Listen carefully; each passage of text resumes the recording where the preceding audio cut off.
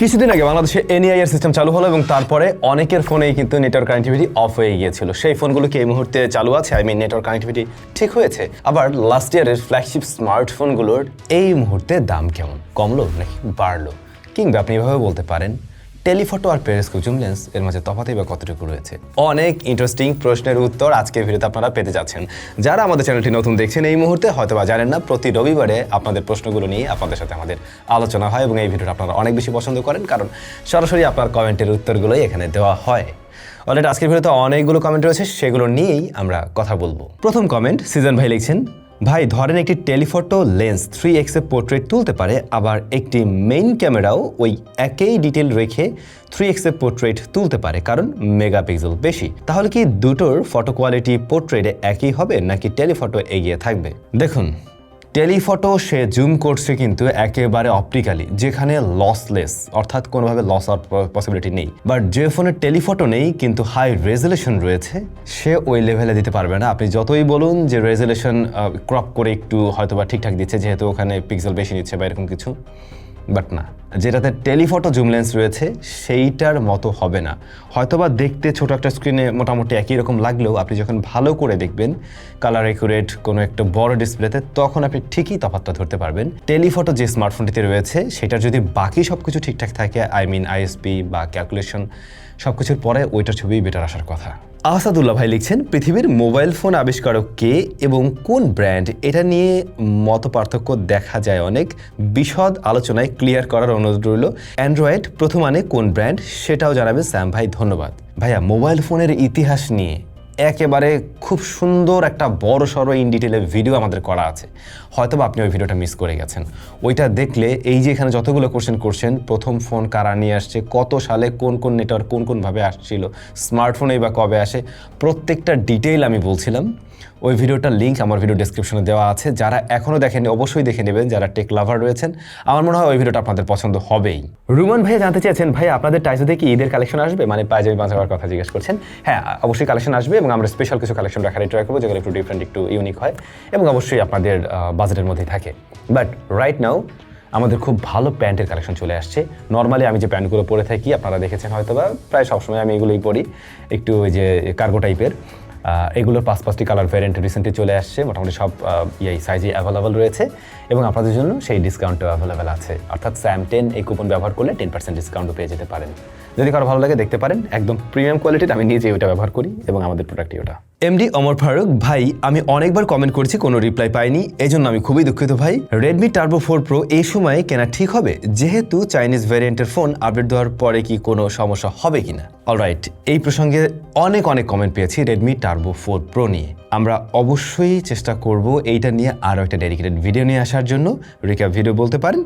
এবং চাইনিজ ভ্যারিয়েন্টের ফোনে হ্যাঁ অনেক সময় আপডেটের মাধ্যমে অনেক কিছু আমরা দেখতে পাই, সেটা নট অনলি চাইনিজ, আরও গ্লোবাল ভ্যারিয়েন্টও আমরা দেখতে পাই। তো অলরেডি যারা এই ফোনটা ব্যবহার করছেন তাদের অভিজ্ঞতাগুলো একটু শেয়ার করলে আমার মনে হয় যে যারা এই ফোনটা নিয়ে একটু চিন্তা করছেন নেওয়ার, তাদের জন্য কিন্তু একটা ডিসিশন মেক করতে সুবিধা হয়। একটু কমেন্ট করে আপনারা জানাবেন যারা অলরেডি ব্যবহার করছেন। মাহফুজ ভাই লিখছেন, ভাই এতদিন ফোন কোম্পানিগুলো ডিসপ্লে, ব্যাটারি, ক্যামেরা এইসব নিয়ে কম্পিটিশন দিত, 2026 সালে কি আমরা র্যাম নিয়ে কোনো কম্পিটিশন দেখব নাকি অন্য কিছু নিয়ে?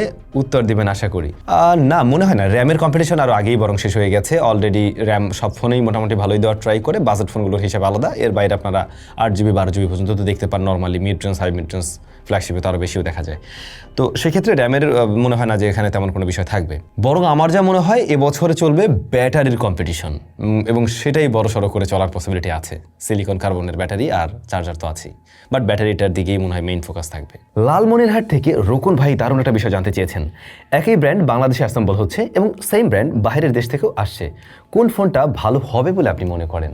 যদি আমার সাদা মনের উত্তরটা দেই, টু বি ভেরি অনেস্ট, বাংলাদেশে অ্যাসেম্বল হওয়ার চাইতে আমার বাহির থেকে বা চায়নাতে যেটা অ্যাসেম্বল হয়েছে বরং সেটা আমার কাছে আরও বেশি বেটার মনে হয়। বেশ কয়েকটা কারণে, এর পেছনে কারণ হলো, হ্যাঁ বাংলাদেশে তো অ্যাসেম্বল ওইভাবে সব কিছু মেনটেন করেই করা হচ্ছে, কিন্তু আপনার বাইরের ফ্যাক্টরিগুলো অনেক বড়। যেহেতু আমি মোটামুটি প্রায় বলতে পারেন যতগুলো স্মার্টফোন আমাদের দেশে আসলে এভাবে এক্সিস্ট করে বা আসে, একটা দুইটা বাদে বোধহয় সবগুলোর ফ্যাক্টরি আমি ঘুরে ফেলেছি চায়নাতে, তো একটা মোটামুটি ভালো আইডিয়া আছে, এমনকি বাংলাদেশেও। তো বাংলাদেশ এবং চায়নার মাঝে যে তফাৎটা হচ্ছে সেটা আমি নিজ চোখে দেখে এসেছি। বাংলাদেশে ধরুন আমাদের এখানে যেগুলো হয় সবই হাতে ওভাবে সেট করা হয়, বাট বাইরের কান্ট্রিগুলোতে এগুলো টোটালি রোবোটিক বা ওই ধরনের সিস্টেমই হচ্ছে, আই মিন অটোমেশনে হচ্ছে, দ্যাটস ওইগুলোর ফিনিশিং আরও বেশি বেটার হয়। বাংলাদেশের ক্ষেত্রে আমরা কোনো একটা মডেল এরকম দেখেছিলাম যে ফোনগুলো খুলে আসছিল ব্যাকসেল, বাট ওই সেম মডেল বাইরে থেকে যেগুলো আর্টিফিশিয়াল আসছিল সেটা খুলে যায়নি, ভালো একটা ব্র্যান্ডেরই। তো এক্ষেত্রে আমার ধারণা বা আমার যেটা মনে হয়, যতটুকু আমার অভিজ্ঞতা হয়েছে, বাহিরেরগুলোর বিল্ড কোয়ালিটি, ডিউরেবিলিটি মানে সেম থাকলেও হয়তো বা ওইটার ফিনিশিংটা আর একটু বেটার থাকে। পরবর্তী কমেন্ট, এখানে একটা ভাইয়া আছে, বাট উনি হয়তো অন্য কারোর ইয়া থেকে কমেন্টটা করছে। উনি লিখছেন, স্যাম ভাই, র্যাম আর এসএসডি যে পরিমাণ দাম এখন, কয়দিন পরে কি দাম কমার সম্ভাবনা আছে নাকি আরও বাড়বে? আপনার কি মনে হয়? ভাইয়া, দাম এখন তো অলরেডি বেড়ে গেছে, একটু বাড়তে পারে, এত তাড়াতাড়ি কমবে না। কমতে গেলেও সে 2026-27-এর আমরা কিছু জায়গা থেকে শুনেছি যে ফার্স্ট কোয়ার্টারের দিকে গিয়ে একটু কমতে পারে, এরকম আর কি, হয়তো 27 পর্যন্ত এটা থাকবে। সাকিব ভাই লিখছেন, রেডমি টার্বো 4 প্রো নিয়ে রিভিউ চাই। অলরাইট, ওটা নিয়ে একটু কথা হয়েছে, আমি দেখবো অবশ্যই। পরবর্তী কমেন্টটা যে ভাই করছেন, নামটা লেখেননি, উনি লিখছেন, ভাই যেগুলো গেমিং ফোন ওইগুলো দিয়ে কি ভিডিও এডিটিংয়ের কাজ ভালোভাবে হ্যান্ডেল করা যাবে? একটু দয়া করে বলুন প্লিজ। ফ্ল্যাগশিপ মানের যে গেমিং ফোনগুলো রয়েছে, ডেফিনেটলি সেগুলো দিয়ে আপনি ভিডিও এডিটিংয়ের কাজও করতে পারবেন, এবং ভিডিও এডিটিং আপনারা হয়তো বা এখন ক্যাপকাটেই তো করেন মোস্টলি, চলবে, সমস্যা নেই। গেমিং উইথ সামথিং নাম নেই, আপনার পার্সোনাল লাইফ সম্পর্কে আর কিভাবে স্যামসংয়ের উত্থান ঘটেছে এগুলো ব্যাপারে জানতে চাচ্ছেন। আমার পার্সোনাল লাইফ তো আমার ফেসবুক থেকে আমার যে স্যাম পেজটা রয়েছে ওটা দেখলে মোটামুটি একটা আইডিয়া পাবেন, ওখানে কি করি না করি আমি ডিটেলগুলো দেওয়ার ট্রাই করি। ওটা আমার টোটালি একটা পার্সোনাল পেজ, আপনারা চাইলে ওটা ফলো করতে পারেন। আর হচ্ছে গিয়ে স্যামসংয়ের উত্থান নিয়ে অনেকবার কথা হয়েছে আসলে আমাদের। এটা তো ওই যে আপনারা জানেনই, 2018-র শেষ দিকে গিয়ে আমি টুকটাক কাজ শুরু করছিলাম, 19-এর শুরুর দিকে মোটামুটি এসে দেখা যায় যে এখানে একটু কন্টিনিউ হওয়ার ট্রাই করি। এরপরে যে কোভিড চলে আসে, ওই টাইমটাতে আসলে আমি জব টব ছেড়ে দিয়ে এখানে পুরোপুরি টাইম দিচ্ছিলাম। এরপরে আর কি আপনাদের ভালোবাসা ছিল অফুরন্ত, যেটা এখনও আছে, দিন বাই দিন বাড়ছে। এবং আসলে আমি স্যামসংকে কখনোই নিজের মনে করিনি, আমি আপনাদের সবাইকে নিয়েই মনে করি। এবং আমার মনে হয় যেহেতু আমাদের ফ্যামিলি মেম্বার, আপনারা সবাই ডেডিকেটেড। আমি যেমন ভিডিও তৈরি করার ক্ষেত্রে খুবই ডেডিকেটেড, আপনারা ভিডিও দেখার ক্ষেত্রে ডেডিকেটেড, এবং আপনাদের সাজেশন, আপনাদের দোয়া সব কিছু মিলেই এগিয়ে যাচ্ছে। এই তো ভাইয়া। স্বর্ণা বিশ্বাস লিখছেন, কুষ্টিয়াতে এসে কতদিন ছিলেন এবং কুষ্টিয়ার কোন জিনিস সবচেয়ে ভালো লাগলো? কুষ্টিয়ার সবচেয়ে ভালো লেগেছে মানুষগুলো এবং তাদের কথা বলার ধরনটা এত সুন্দর, খুব সুন্দর করে ওরা বাংলা বলে।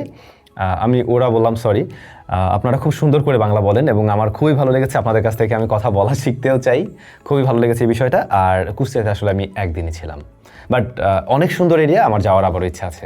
রিফাত ভাই লিখছেন, ভাই ইদানিং অনেকেই SMS গ্যাজেট নিয়ে নানা মন্দ কথা বলছে, আপনি এই ব্যাপারে চুপ কেন? আমরা আপনার উপরে হতাশ।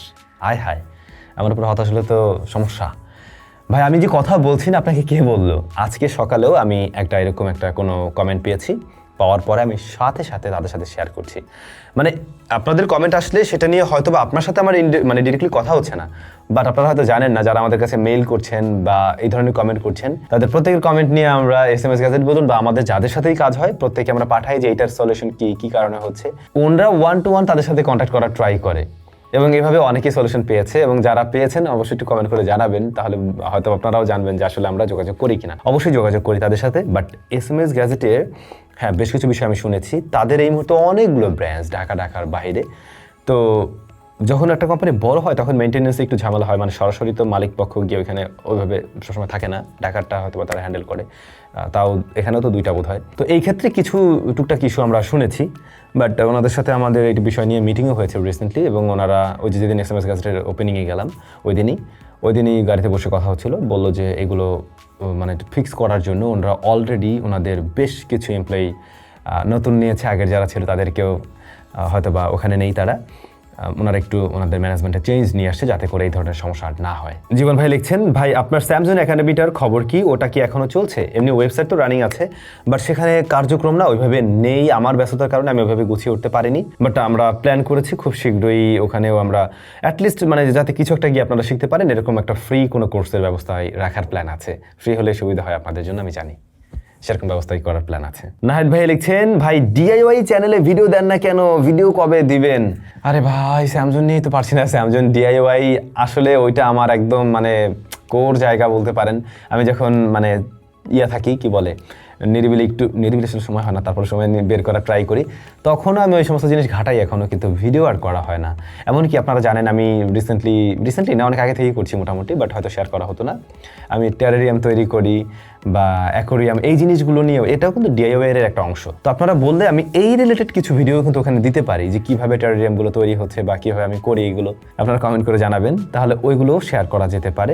আমি জানি না এটা আসলে মানে ওই চ্যানেলের সাথে যাবে কিনা, কিন্তু আপনারা কমেন্ট করে জানাতে পারেন, তাহলে আমি এই ব্যাপারগুলো আপনাদের সাথে মাঝে মাঝে শেয়ার করার ট্রাই করবো। আলামিন ভাই লিখছেন, স্যাম ভাই টেলিফটো জুম লেন্স কি শুধুমাত্র ছবি তোলার জন্য নাকি ভিডিও করা যায়? আশা করি উত্তর দেবেন।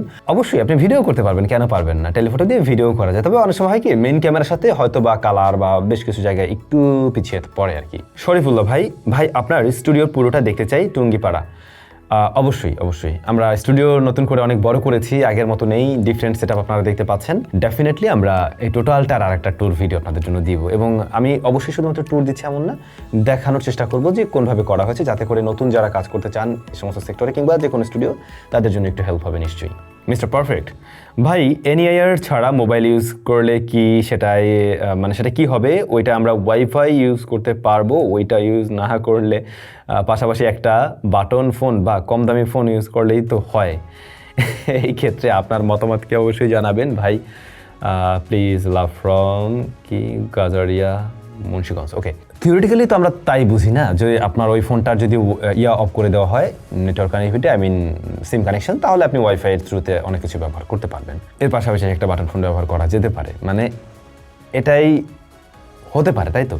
কিন্তু হয় কি অনেকের ক্ষেত্রে দুইটা ফোন ব্যবহার করা একটু মুশকিল হয়ে পড়ে, আর আপনার মেইন ফোনটাতে যদি সবকিছু করা যেত তাহলে খুব সুবিধা হতো, বাট আপনার জন্য যদি সেটা সমস্যা না হয় তাহলে তো সমস্যা না।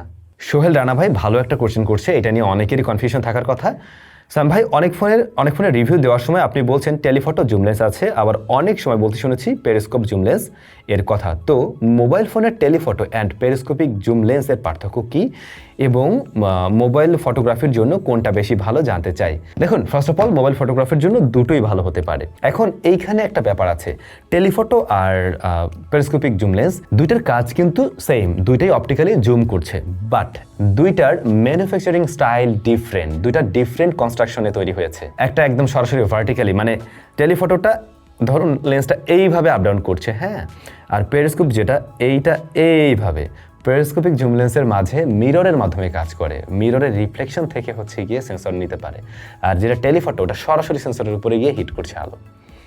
আই থিঙ্ক মোটামুটি একটা আইডিয়া পেয়েছেন। এখন যদি বলেন আসলে কোনটা দিয়ে বেশি জুম করা পসিবল, পেরিস্কোপ জুম লেন্স দিয়ে অনেক বড় জুম করা সম্ভব, আর যেটা টেলিফটো, কারণ আপনার ফোনটা তো বেশি মোটা করা সম্ভব না, টেলিফটো দিয়েও করা যেত যদি ফোনটা অনেকখানি মোটা করা যেত, বাট সেটা যেহেতু সম্ভব না, পেরিস্কোপিক ওইভাবে সম্ভব। এমডি আরিয়ান খান ভাই লিখছেন, আমি জানতে চাচ্ছিলাম যে এনআইআর সিস্টেম চালু হওয়ার পরে যে ডিভাইসগুলো বন্ধ হয়ে গিয়েছিল সেই ডিভাইসগুলোকে এখন চালু করে দেওয়া হয়েছে নাকি সেগুলো বন্ধ হয়ে রয়েছে? আশা করি উত্তর পাবো। না ভাইয়া, সেগুলো চালু হয়েছে। আমারই পরিচিত বেশ কয়েকজনের সাথে এমন ঘটনা ঘটে, এবং তারা বললো যে কয়েকবার করে আর কি মোটামুটি চালু করতে পারছে, ফোন তো বন্ধ হয়ে যায়নি, নেটওয়ার্ক বন্ধ হয়ে গিয়েছিল, পরবর্তীতে কানেক্টিভিটি তারা পেয়েছে, সমস্যা নেই। ফাইজুল ইসলাম ভাই জানতে চেয়েছেন আলি এক্সপ্রেস থেকে মোবাইল কিনবে সেটা ঠিক হবে কিনা? আলি এক্সপ্রেস থেকে তো মোবাইল কিনতেই পারেন, কিন্তু সেটার উপরে যে পরিমাণে ট্যাক্স আসবে তখন কিন্তু ফোনের দাম অনেক বেশি হিট করবে, এখন সেই ব্যাপারটা আগে একটু হিসাব করে দেখুন ব্রাদার। নাসরিন, উনি জানতে চেয়েছেন গত বছর যে ফ্ল্যাগশিপ ফোনগুলো আছে সেগুলো এখনকার প্রাইস কেমন ড্রপ করছে বা আপ হয়েছে, বিস্তারিত জানিয়ে দিন।